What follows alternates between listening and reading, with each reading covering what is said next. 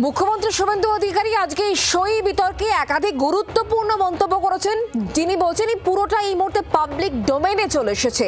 এই জালিয়াতি করছে তৃণমূল কংগ্রেস, তঞ্চকতার একটা দল। এই বিষয় নিয়ে আজকে মুখ্যমন্ত্রী নবান্নে ঠিক কি বলেন আমরা পুরো বিষয় নিয়ে একটু কথা বলে আরো জানি। আমাদের সঙ্গে রয়েছেন আমাদের প্রতিনিধি অয়ন ঘোষাল টেলিফোন লাইনে। অয়ন, মুখ্যমন্ত্রীর প্রত্যেকটা বক্তব্য আজকে খুব ইন্টারেস্টিং ছিল এবং অত্যন্ত গুরুতর অভিযোগ তৃণমূল কংগ্রেসের বিরুদ্ধে। মুখ্যমন্ত্রীর প্রত্যেকটি বক্তব্য আজকে অত্যন্ত টার্গেটেড ছিল। অভিষেক বন্দ্যোপাধ্যায়ের বিরুদ্ধে মুখ্যমন্ত্রীর যে বক্তব্য, সেটা হচ্ছে একটি দলের সর্বভারতীয় সাধারণ সম্পাদক তার নিজের দলের বিধায়কদের সই জাল করছেন। এরকম ঘটনা খুব সম্ভবত ভারতবর্ষে তো বটেই, বিশ্বের কোথাও ঘটে না, এমনটাই মুখ্যমন্ত্রী ঠাড়ে ঠাড়ে ইঙ্গিত দিয়েছেন। এবং তার পরিষ্কার কথা যে সই জাল একটি ফৌজদারি অপরাধ। ইতিমধ্যেই সিআইডি তদন্তের পাশাপাশি এসআইটি অর্থাৎ স্পেশাল ইনভেস্টিগেশন টিম এই গোটা বিষয়টি নিয়ে তৈরি হয়েছে।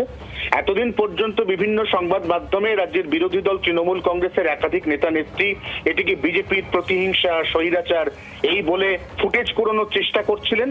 আজকে মুখ্যমন্ত্রী বিস্ফোরকভাবে স্পষ্ট করে দেন যে না, এখানে বিজেপির কোনো হাত নেই। তৃণমূল কংগ্রেসের দুজন বিধায়ক, যে দুজন বিধায়ককে ইতিমধ্যে সাসপেন্ড করা হয়েছে, সেই দুজন বিধায়ক তারাই প্রথম এই বিষয়টি নিয়ে অভিযোগ করেন, যার পরিপ্রেক্ষিতে হেয়ার স্ট্রিট থানায় একটি এফআইআর দায়ের করা হয়। বিধানসভার অধ্যক্ষ পরবর্তী সময়ে বিষয়টি রাজ্যের পুলিশ মন্ত্রী তথা মুখ্যমন্ত্রী শুভেন্দু অধিকারীর গোচরে আনেন এবং তারই পরিপ্রেক্ষিতে একের পর এক নোটিশ সিআইডি থেকে সার্ভ করা হচ্ছে।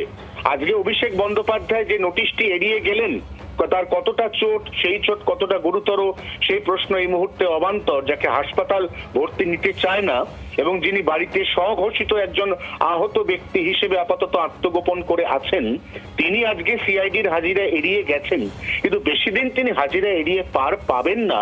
এক্ষেত্রে আইনের অত্যন্ত কঠোর থেকে কঠোরতম প্রয়োগ, এটা যে এই নতুন রাজ্য সরকার বা তার পুলিশ করবে, এই কথাটিও একেবারে দ্বিধাহীন ভাষায় স্পষ্ট করে দিয়েছেন রাজ্যের মুখ্যমন্ত্রী শুভেন্দু অধিকারী। ধন্যবাদ অয়ন আমাদের সঙ্গে টেলিফোন লাইনে থাকার জন্য। বাংলার আওয়াজ, বাঙালির আবেগ, জি 24 ঘন্টা।